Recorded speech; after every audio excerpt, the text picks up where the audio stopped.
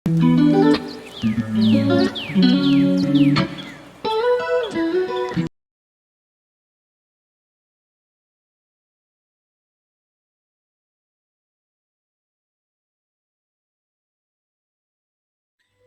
اللہ الرحمن الرحیم۔ السلام علیکم ورحمۃ اللہ وبرکاتہ۔ دوستوں، میں ہوں بلال احمد اور آپ دیکھ رہے ہیں ہمارا یوٹیوب چینل حافظ بلال 999۔ پیارے دوستوں، آج کی ویڈیو میں انشاءاللہ ووٹ کی اہمیت اور ووٹ کی شرعی حیثیت کے بارے میں آپ کو بتائیں گے۔ اگر آپ ہمارے چینل پر نئے ہیں تو سب سے پہلے ہمارے چینل کو سبسکرائب کر لیں اور بیل آئیکن کو دبانا نہ بھولیں تاکہ آپ کو ہماری ہر ویڈیو سب سے پہلے موصول ہو سکے۔ اور دوستو، ویڈیو کو لائک اور شیئر ضرور کریں تاکہ ووٹ کے بارے میں ہم نے جو آپ کو اسلامی لحاظ سے باتیں بتائی ہیں وہ تمام دوستوں تک پہنچ سکیں اور وہ ان باتوں کو مد نظر رکھتے ہوئے اپنا ووٹ کاسٹ کریں۔ تو چلیں ویڈیو کی طرف چلتے ہیں۔ بسم اللہ الرحمن الرحیم۔ تو پیارے دوستو، آج کی ویڈیو میں ہم نے دو چیزوں کو ذکر کرنا ہے۔ کچھ چیزیں تو ایسی ہیں جو کہ ووٹر کے بارے میں ہیں، جو لوگ ووٹ کاسٹ کریں گے ان کے بارے میں ہمیں اسلامی لحاظ سے کیا ہدایات ہیں کہ ہم کن چیزوں کو مد نظر رکھ کے اور کیسے ووٹ کاسٹ کریں۔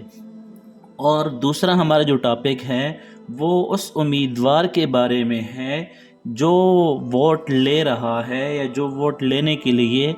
آپ کے حلقے میں کھڑا ہوا ہے۔ تو اس کے لیے کون کون سی چیزیں ضروری ہیں وہ بھی اس ویڈیو میں ذکر کریں گے، اور ووٹ دینے والے کے لیے بھی کون سی چیزیں ضروری ہیں وہ ذکر کریں گے۔ تو سب سے پہلے وہ چیز ذکر کر لیتے ہیں جو کہ نمائندے کے لیے ضروری ہے، پھر اس کے بعد انشاءاللہ ہم ووٹر کے بارے میں بھی ذکر کریں گے کہ جو ووٹ دینے والا ہے اس کے لیے کون سی چیزیں زیادہ ضروری ہیں۔ پیارے دوستو، مفتی اعظم مفتی محمد شفیع صاحب رحمۃ اللہ علیہ نور اللہ مرقدہ نے اپنے ایک رسالے میں جس میں ووٹ کے بارے میں ضروری ہدایات لکھی تھیں، ان ہدایات میں ایک ہدایت یہ بھی لکھی ہے کہ جو آدمی ووٹ لینے کے لیے کھڑا ہوتا ہے، جو اپنے آپ کو ایم این اے یا ایم پی اے کی سیٹ کے لیے مختص کرتا ہے، تو وہ اکیلا نہیں ہوتا بلکہ وہ اپنے آپ کو پوری قوم کا، پوری جماعت کا، پورے قبیلے کا نمائندہ بنا کر پیش کرتا ہے۔ تو اب ایسے شخص کے لیے یا اس کے اندر کون کون سی خصوصیات ہونی چاہیے وہ ہم ذکر کریں گے۔ اب مفتی صاحب لکھتے ہیں کہ جو آدمی اپنے آپ کو الیکشن کے لیے پیش کر رہا ہے، وہ الیکشن میں حصہ لے رہا ہے، تو وہ اس بات کا دعویٰ کر رہا ہے، وہ اس بات کا مدعی ہے کہ وہ اس سیٹ کے لیے یا اس عہدے کے لیے قابل ہے اور اس کی اہلیت رکھتا ہے، اور ساتھ ساتھ وہ اس بات کا اقرار کر رہا ہوتا ہے کہ وہ اپنا جو اس کا کام ہے، جو اس کا منصب ہے، وہ اس کو امانت داری کے ساتھ، دیانت داری کے ساتھ اور انتہائی قابلیت کے ساتھ، خلوص کے ساتھ، ملک کے ساتھ اور دین اسلام کے ساتھ سچے جذبے کے ساتھ اس کو ادا کرے گا، اس ذمہ داری کو پورا کرے گا۔ اب اگر کوئی شخص اس جذبے کے ساتھ، اس عقیدے کے ساتھ، اس نظریے کے ساتھ الیکشن میں آتا ہے کہ وہ الیکشن میں آ کر اپنے عوام کی، اپنے قوم کی، اپنے دین کی، اپنے ملک کی خدمت کرے گا اور ملکی وسائل کو صحیح طریقے سے استعمال کرے گا، تو ایسے شخص کا کچھ حد تک الیکشن میں حصہ لینا اور الیکشن لڑنا بہتر ہے اور مناسب ہے۔ اور اگر ایک ایسا شخص الیکشن میں حصہ لے رہا ہے جس کے اندر کوئی قابلیت نہیں ہے، نہ اس کے پاس تعلیمی قابلیت ہے، نہ اس کے اندر کوئی ایسی صلاحیت ہے کہ وہ آگے جا کر ملک و قوم، دین اسلام کی خدمت کر سکتا ہے، اور نہ اس کے اندر دیانت داری اور امانت داری جیسی صلاحیتیں ہیں، اور نہ اس کے اندر یہ صلاحیت ہے کہ وہ اپنے منصب اور اپنے عہدے کو صحیح طریقے سے استعمال کرے گا، اگر کوئی ایسا شخص الیکشن میں حصہ لیتا ہے تو اس کا مطلب یہ ہے کہ اس کا جو دعویٰ ہے وہ جھوٹا ہے۔ تو پھر ایسے شخص کا الیکشن لڑنا اور الیکشن لڑ کے آگے آنا یہ ملک و قوم کے لیے بھی خرابی کا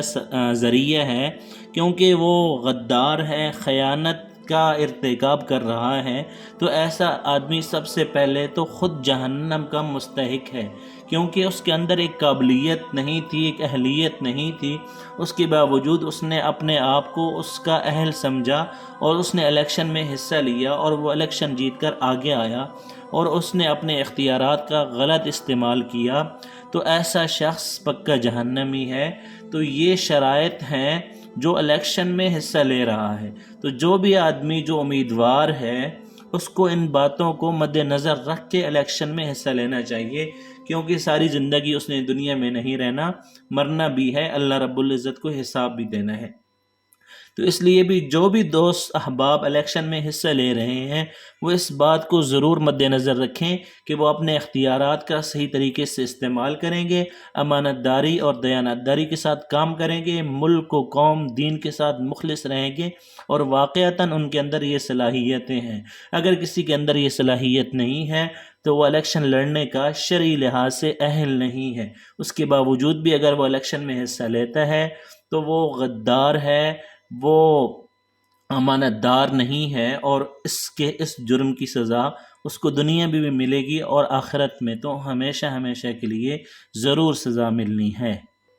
اب طریقہ کار کیا ہونا چاہیے؟ اگر ایک آدمی الیکشن میں حصہ لیتا ہے تو اس کو خود آگے نہیں جانا چاہیے، بلکہ اس کے جو اہل علاقہ ہیں، جو اس کے قبیلے والے ہیں، جو اس کے کنبے والے ہیں، یا جو اس کے حلقے والے لوگ ہیں، جو قوم ہیں، وہ لوگ ایک شریف انسان کے پاس، ایک قابل انسان کے پاس چل کے جائیں کہ آپ کے اندر ہمیں صلاحیتیں نظر آتی ہیں، آپ نماز کا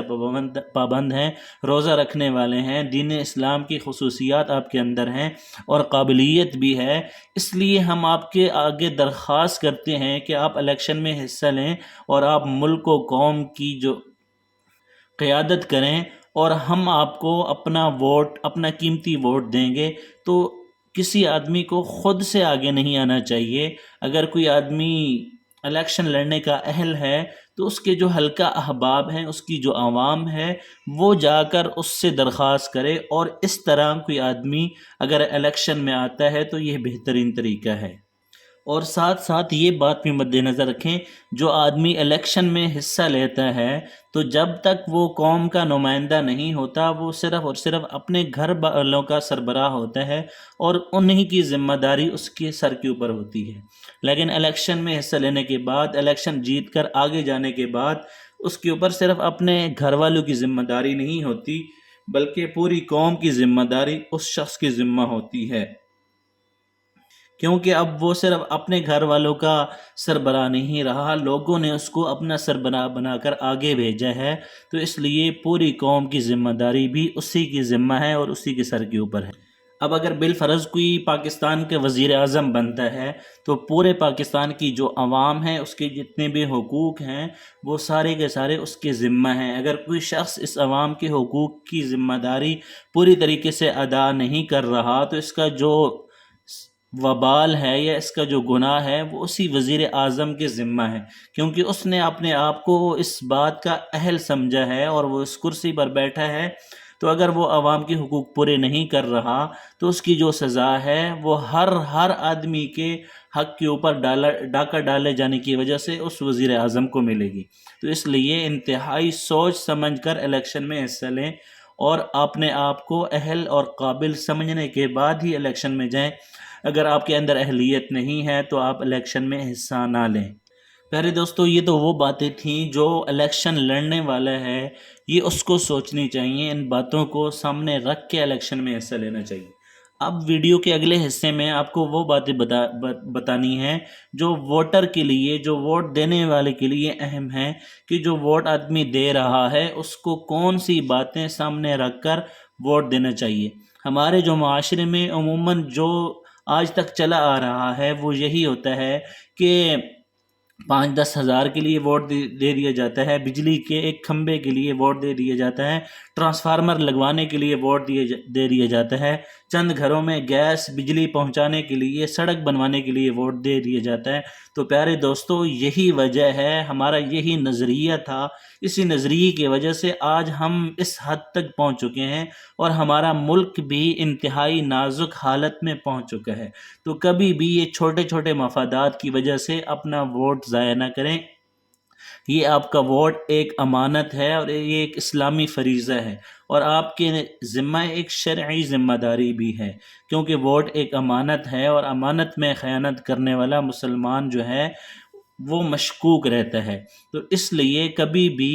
اپنے چھوٹے چھوٹے مفادات کے لیے ووٹ نہ دیں۔ ووٹ جب بھی دیں، ملک و قوم اور دین اسلام کے مفاد کے لیے ووٹ دیں، کیونکہ اگر آپ غلط ووٹ کا استعمال کریں گے تو کل قیامت والے دن آپ کو اس کا جواب دینا پڑے گا۔ تو آئیے اب بتاتے ہیں کہ کون سی چیزیں ہیں جن کو مد نظر رکھ کے، جن کو سامنے رکھ کے آپ کو ووٹ دینا ہوگا۔ تو اگر قرآن و حدیث کا مطالعہ کیا جائے تو ہمیں اس کے خلاصے سے 3 ایسی چیزیں نظر آتی ہیں جن کو سامنے رکھ کے ہمیں ووٹ دینا چاہیے، کیونکہ ووٹ جو ہے یہ ایک گواہی ہے، ایک شہادت ہے۔ ٹھیک ہے، سب سے پہلے ووٹ کی جو اہمیت ہے یا جو وقعت ہے وہ ایک شہادت اور ایک گواہی کی ہے۔ اگر آپ ایسے آدمی کو ووٹ دے رہے ہیں جو کہ دیندار ہے، نیک ہے، نماز پڑھنے والا ہے، دین کے سارے احکام کا اس کو پتہ ہے، نماز روزہ حج زکوٰۃ ادا کرنے والا ہے، چوری نہیں کرتا، ڈاکہ نہیں ڈالتا، غیبت نہیں کرتا، شراب نہیں پیتا، بدکاری نہیں کرتا، اس کے جو کردار ہے وہ ٹھیک ہے،